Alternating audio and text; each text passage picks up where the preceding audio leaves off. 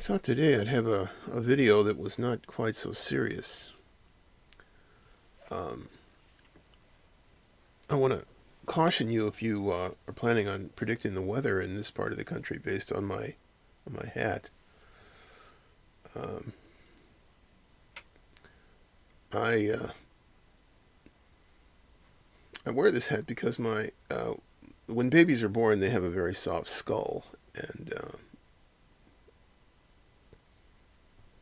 okay, never mind. We're going to look today at one of the best and the most adorable model kits ever produced in the history of the world. It's the unbelievable best toy airplane ever made. And of course, I'm talking about the Revell 1/32nd scale Spitfire. I've got the old box back here from when it was first released in 1967. Right there. Um, Believe it or not, nobody had ever seen anything like this before when this kit came out. And it builds up into one of the most amazing toy airplanes ever made. It's really incredible. Kits today, did I say kits today or kids today? Anyway, both. They're a bit slow and they're a bit lacking in some areas. I didn't mean slow. I meant lacking. Anyway, here is the Revell Spitfire in all of its glory. And maybe we'll just have to back up a little bit to get the whole thing in the picture. There we go. There it is. There it is.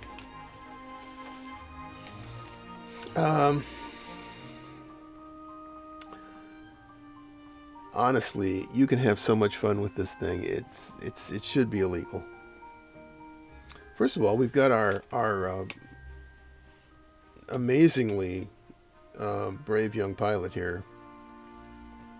I don't know what his name is, Dirk Dawson or something.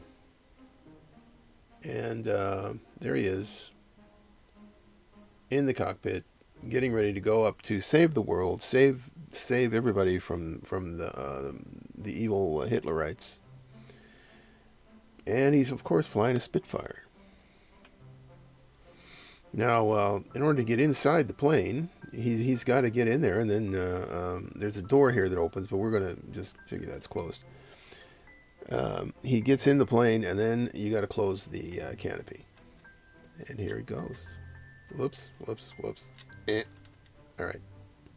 Canopy closing is a two-hand job. There we go.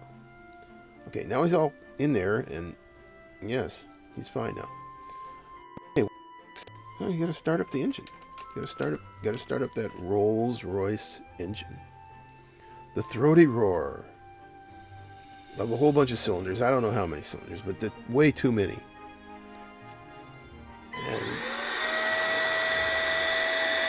And he's getting that.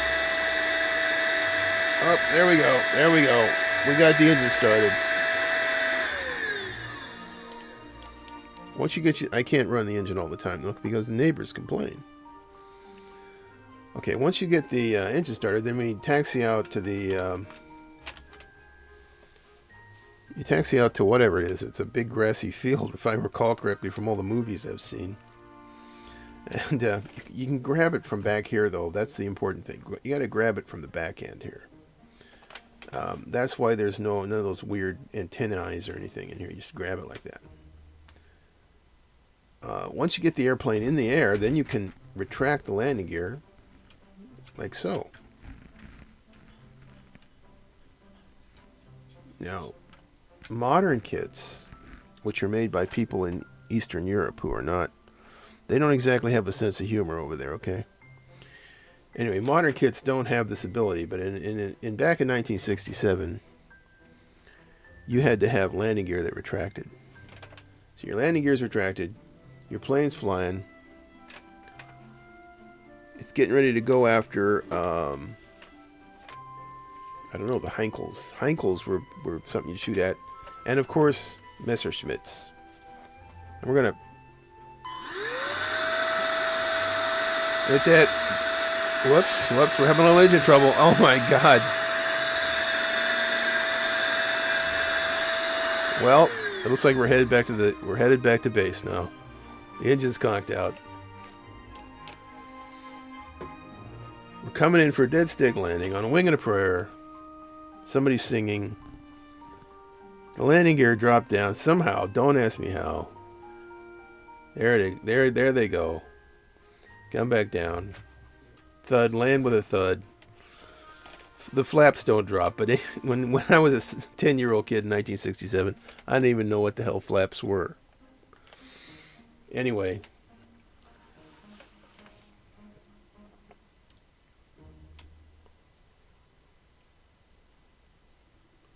We're going to taxi into place, just like that. And, of course, you got to open up that canopy. Get the pilot out of there. And we're going to take a look at that engine, which apparently conked out earlier on. I don't know. Here we go. Take a look in there. Wow. Maybe we don't want to look that closely. Anyway, this little panel just pulls right off. And there is our Rolls-Royce engine. Which you can see is pretty oily. Nice and black in there. Rolls-Royce, ladies and gentlemen. That's right. Okay. Put that panel back on there. All fixed. They had to change they had to use a spanner or something like that. I don't know, some strange gadget. They had to use a spanner. And once that's all done, then the pilot would get back in there, go back up, and shoot down more Heinkels. The kit featured, the aileron.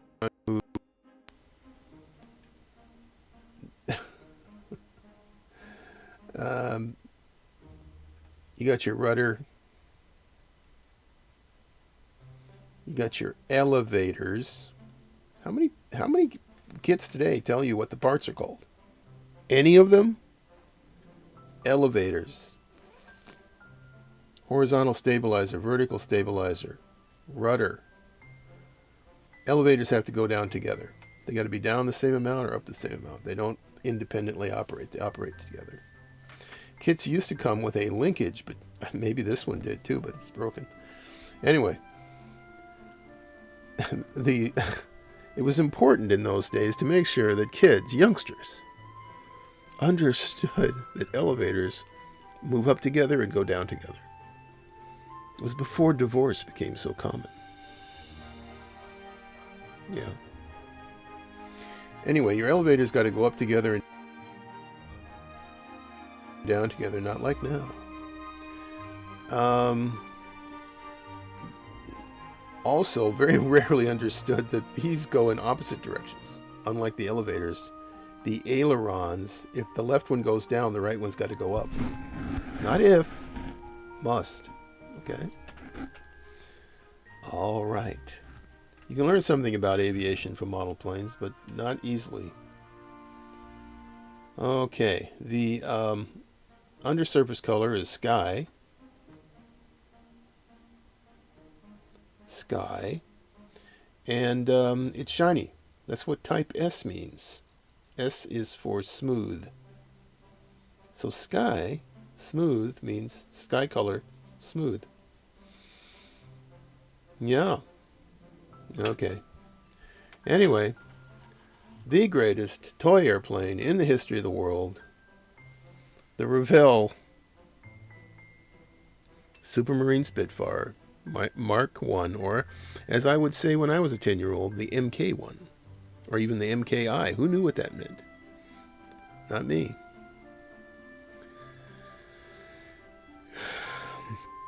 I'd have to say that 1967, the year that these kits appeared, the 32nd scale kits, was one of the best years of my life. Because not only did the Spitfire, the Messerschmitt, and do not forget the Flying Tiger P-40 appear on the shelf of the local discount store, not hobby shop. I'd never seen a hobby shop in my life. Local discount store had these Revell kits. Not only that, but if your parents could take you to Disneyland, which mine did, you got to go on a brand new ride called the Pirates of the Caribbean that featured all sorts of, well, who would have thought it? Pirates. Who would have thought that they do all that politically incorrect stuff? I mean, after all, what kind of pirates were they anyway? They're looting, raping, pillaging, stealing, shooting the places up, burning the town down. I mean, they were acting like pirates or something. Anyway, if you wanted to be in the middle of all that, including a dog that had a ring of keys in its mouth, and you go to Disneyland 1967 and go to the Pirates of the Caribbean and then come home and you could find on the shelf this amazing box art work, a photograph. I think it's a photograph of a built-up model. I'd never seen one before, so that was a shock. And you'd end up with taking home the victor in the Battle of Britain, the Supermarine Spitfire. There it is. I like to bring more fun stuff like this into my channel and stop just being so damn serious about painting all the time, but there's so much material to cover. But if modeling isn't fun, I don't know what it is. Okay.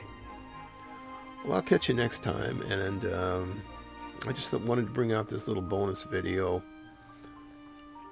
If I knew what I was doing, I'd put it on Patreon or something, but I don't know what I'm doing, so I'm just going to put it on YouTube. Okay. All right, we'll see you later. Check out some of these videos that are currently hanging out on your screen there. Like, subscribe, and above all, share. Share these videos wherever you can, whenever you can. Share early, share often. Bye.